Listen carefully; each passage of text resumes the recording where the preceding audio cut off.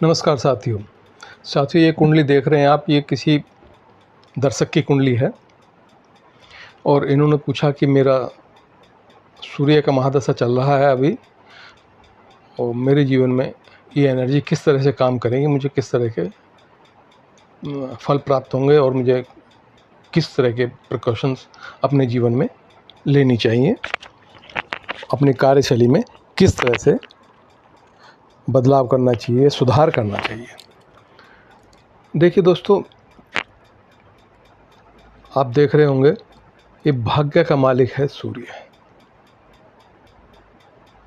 और इसके साथ कौन बैठा है? पंचम भाव का मालिक, 12वें भाव का मालिक मंगल, सप्तम भाव का मालिक बुध, कर्म भाव का मालिक बुध। ये तीन ग्रह एक साथ युति बना के बैठे हुए हैं। तो दोस्तों, ये एक अच्छा कॉम्बिनेशन है, इनका ये समय अच्छा जाएगा। पर मैं इसलिए कह रहा हूँ कि इसमें 12वें घर का ये जो मंगल है, वृश्चिक राशि इसमें 12वें भाव में है, इसका भी यहाँ पर कनेक्शन जुड़ गया।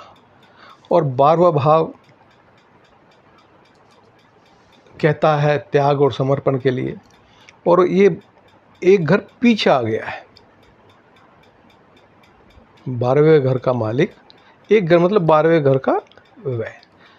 तो इस कंडीशन में ये होगा कि भाई इनका बाहर से कोई कनेक्शन होगा, सोर्स ऑफ इनकम जो है बाहर से होगी, भौतिक दृष्टि से ऐसा कह सकते हैं। और जो ये बुद्धि का, उच्च ज्ञान का मालिक यहाँ के बैठा हुआ है, तो किसी न किसी उच्च ज्ञान से जुड़े हुए होंगे। और ये जो खाना है, ये जो खाना है 11वां भाव, ये जो 11वां भाव है ये लाभ भाव बोलते हैं इसको, और मनोकामना पूर्ति का बोलते हैं। यहाँ पे इंस्टीट्यूशन को देखा जाता है, एनजीओ को देखा जाता है। तो ये जो समय चलेगा ये इनका काफ़ी अच्छा होगा, इनको लाभ भी होंगे अपने बुद्धि बल से, अपने उच्च ज्ञान से, अपने भाग्य से इनको लाभ प्राप्त होगा। लेकिन इन्हें जो है अब 12वें भाव का भी, 12वें भाव के कारक तत्व हैं वो भी अपने जीवन में इनको धारण करने पड़ेंगे। 12वां भाव त्याग और समर्पण को कहता है, और वो आके ये जो आपका खाना है 11वां खाना, ये संगत का है। तो आपको संगत 12वें भाव जैसे लोगों की रखनी होगी, 12वें भाव जैसे लोगों की रखनी होगी। 12वां भाव है प्रेम का, समर्पण का, त्याग का, सेवा का, मतलब दूसरे के लिए कर्म करने का। तो जब आपका जो ये संबंध बना हुआ है, देखो इतना अच्छा संबंध है ये, आपको लाभ प्राप्त होंगे। लेकिन आपको त्याग और समर्पण की भावना और माफ़ करने की एक आदत अपने जीवन में उतारनी होगी, क्योंकि ये आपका सोशल सर्किल है, उसमें आके 12वें भाव का मालिक बैठ गया, व्यय भाव का मालिक बैठ गया, और 12वें का व्यय, तो 12वें का व्यय भी ये 11वां खाना शो करता है। तो इसके अंदर आपको ऐसे लोग चाहिए, ऐसे फ्रेंड्स चाहिए जो आध्यात्मिक दृष्टिकोण रखते हो। क्योंकि यहाँ जब इस खाने में जब भी कोई ग्रह बैठ जाता है तो लाभ तो देगा ही देगा, वो लाभ देने के लिए बैठा है। जिन घरों के ग्रह मालिक होते हैं उन ग्रह से संबंधित लाभ मिलेगा ही मिलेगा। ये देखिए, ये लाइफ पार्टनर से लाभ, आप अपने जितना कर्म करोगे उतना लाभ, आपके भाग में लाभ लिखा हुआ है। लेकिन कंडीशन ये है कि आपको ना संगत ऐसे लोगों की करनी पड़ेगी जो आध्यात्मिक हों, धर्म को मानने वाले, आध्यात्मिक हों, पढ़े लिखे हों, कर्मशील हों, रिलेशन बनाने वाले हों, है ना, मिलजुल के काम करने वाले। क्योंकि ये देखिए आप, जब आप ऐसे लोगों के समूह में होंगे, इस समूह को, ये जो खाना समूह को दिखाता है। जब आसपास आपका जो जो जो आपकी जो उठबैठ ऐसे लोगों में होगी, क्योंकि ये है एजुकेशन का है, ये वाला खाना, ये एजुकेशन का है, ये खाना जो है एजुकेशन का है। और ये खाना धर्म का है, और ये रिलेशन का है, मिलजुल कर रहने वाले लोगों का है, और ये कर्म का हो, कैरियर ओरिएंटेड लोगों का हो। तो ये बहुत अच्छे फल देगा। इस समय जो सूर्य की महादशा चलेगी तो इनको अच्छे फल मिलेंगे। लेकिन दोस्तों, एक ग्रह तो सारी चीज़ें तय नहीं करता। अब देखिए आप 12वें घर में, देखिए आप 12वें घर में कितने सारे ग्रह बैठे हुए हैं, शुक्र, चंद्र और राहु। दोस्तों, जब भी, क्योंकि शुक्र ये छठे भाव का मालिक है और 11वें भाव का मालिक है, और 11वें और 12वें का राशि परिवर्तन है। तो 12वें भाव में जब ये शुक्र बैठा हुआ है और चंद्र जो है अष्टम भाव का मालिक होकर बैठा हुआ है, तो दोस्तों 12वें भाव के अंदर ग्रह जो बैठता है तो वो अपने लिए सोचने ही नहीं देता। अगर कोई व्यक्ति अपने लिए, अपनी वासना पूर्ति के लिए, अपनी कामना पूर्ति के लिए ही काम करता है, तो ये जो 12वां खाना है, ये आदमी की ज़िंदगी में, जातक की ज़िंदगी में बहुत सारी परेशानी खड़ी कर देता है। ये अपने बारे में सोचने नहीं देता। ये कहता है, ये आपके अंदर वो भावना होनी चाहिए समाज कल्याण की, क्योंकि ये मोक्ष का खाना बोला जाता है, मुक्ति का खाना बोला जाता है। तो यहाँ सारी इच्छाओं को मुक्त करके यहाँ पे काम करना होता है, आपकी कोई इच्छा नहीं है। अगर ऐसा व्यक्ति नहीं करता तो एक तो ये वृश्चिक राशि है, इसके अंदर ये साधना की राशि। जब इसमें कोई ग्रह बैठ जाता है तो उसकी त्रुटियों की साधना करनी पड़ती है। उस ग्रह से संबंधित जो चीज़ें हैं उसमें गहराई में उतरना पड़ता है। चंद्र बैठा है, मन की गहराई में उठी, क्योंकि मन को संघर्ष करना पड़ेगा। शुक्र है, धन का कारक है, आप रिलेशन का कारक है। आपको ये इसमें ना रिलेशन, शुक्र जो है, जो इलीगल रिलेशंस होते हैं, ये गुप्त रिलेशन अगर बिगड़ जाए तो ये बेडरूम भी है। तो उस तरह की प्रक्रिया को भी मैं, आप समझ रहे होंगे जो मैं कहना चाह रहा हूँ। और राहु बाहर निकलती ऊर्जा है, और ये 12वां खाना अंदर की बात करता है, अंदर की ऊर्जा की बात करता है। तो जब भी इन शुक्र, चंद्र, राहु की अंतर्दशा आएगी, या इनकी कभी भी, क्योंकि सूर्य से पहले सूर्य की जो महादशा है, तो उसके बाद चंद्र की महादशा चलेगी। तो सूर्य की महादशा तो अच्छी जा रही है, लेकिन ये अंतर्दशा जब इन शुक्र, चंद्र, राहु की आएगी तो ये दिक्कत करेगी। और सूर्य के बाद तो चंद्र की आनी ही आनी है। तो मेरा तो ये मानना है कि आप अपनी कामनाओं का त्याग आपको करना चाहिए। जैसे आप कामनाओं का त्याग करोगे, आपका जीवन सरल और सुगम होगा, आपका चित्त शांत होगा और मन प्रसन्न होगा। क्योंकि मन और चित्त प्रसन्न कब होते हैं? जब आदमी के पास देने की भावना होती है। और नहीं तो ये तीनों ग्रह जब भी इनका समय आएगा, आपके जीवन में संघर्ष, कई तरह के शारीरिक कष्ट, और ये छठे भाव का मालिक भी है शुक्र।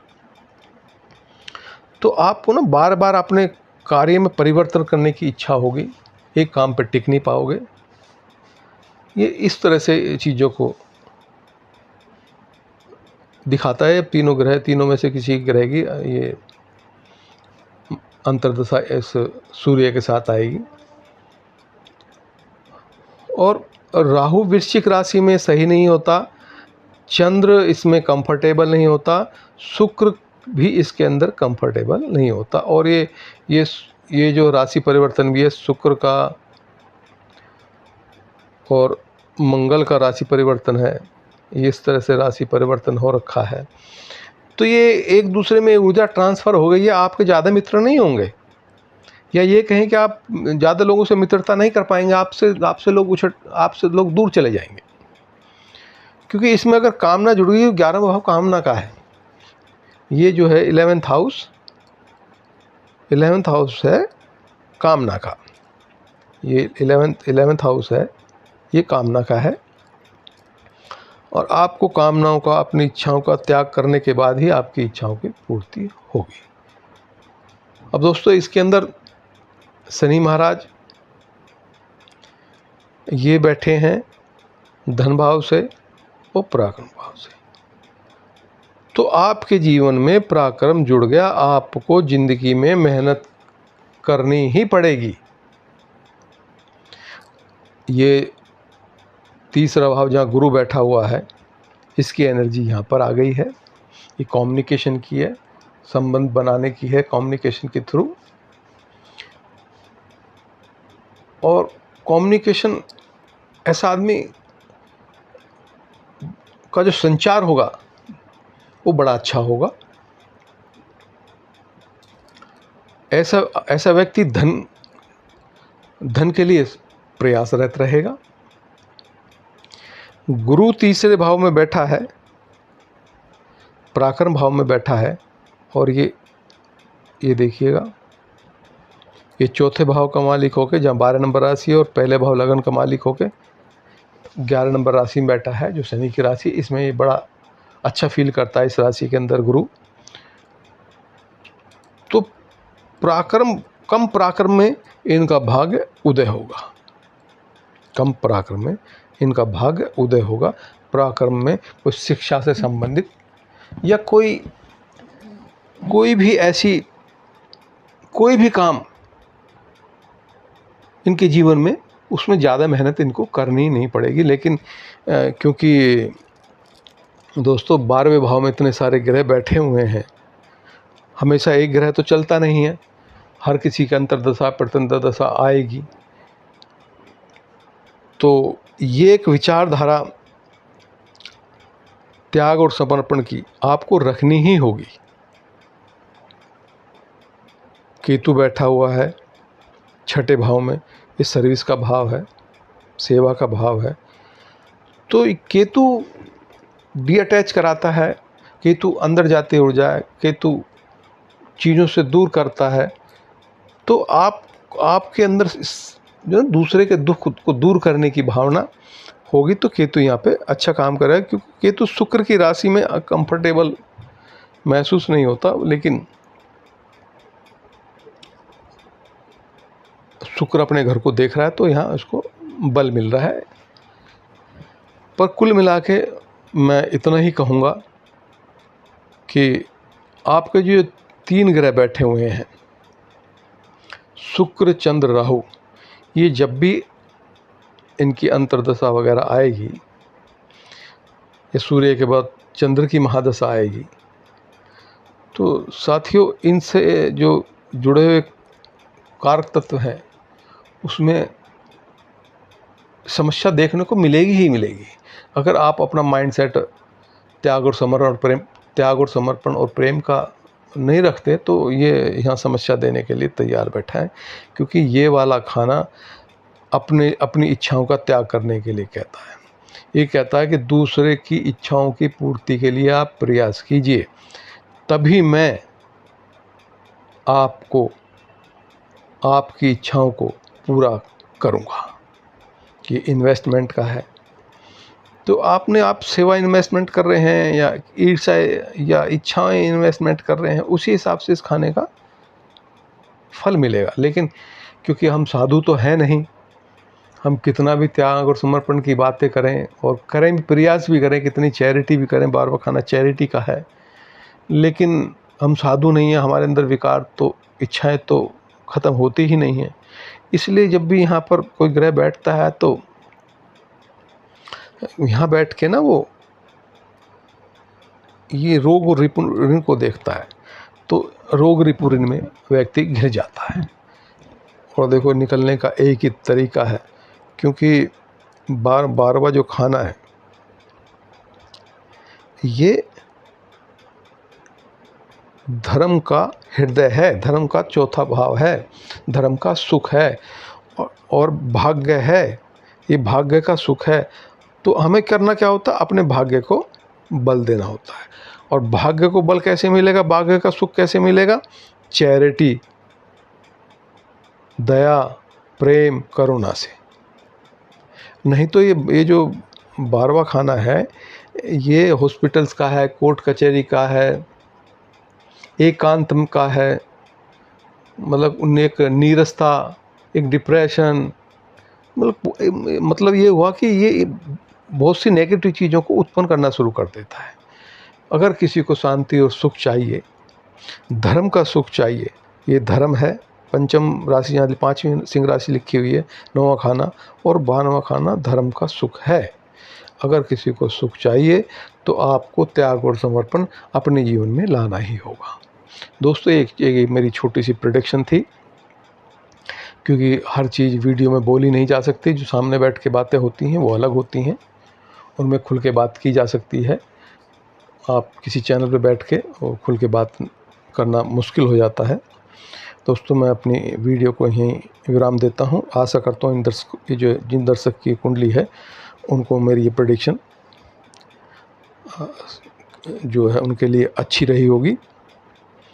मेरे चैनल को सब्सक्राइब और वीडियो को लाइक ज़रूर कीजिएगा। आपका बहुत बहुत धन्यवाद।